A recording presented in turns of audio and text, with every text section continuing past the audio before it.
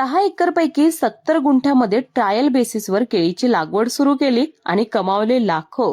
हो, आज आपण आलो आहोत जालना जिल्ह्यातील परतूर तालुक्यातील सिंगोना गावात, जिथे दीपक जनार्दन लिंगायत हे प्रगतशील शेतकरी राहतात. त्यांनी आपल्या केळीच्या लागवडीतून यशाचा नवा आदर्श निर्माण केला आहे.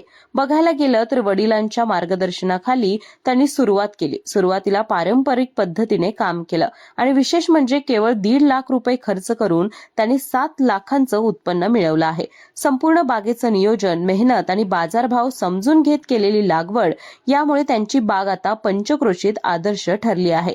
पण सर्वात मोठा आदर्श ठरण्यामागचं कारण म्हणजे कॅलस बायोटेकची दर्जेदार रोपं.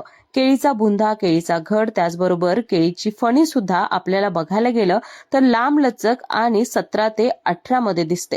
आणि म्हणूनच ही यशोगाथा पाहत असताना नव्या पिढीतील शेतकऱ्यांसाठी प्रेरणा मिळते. कृषी संवादच्या माध्यमातून अशा यशोगाथा आपल्यापर्यंत आम्ही पोहोचवत आहोत.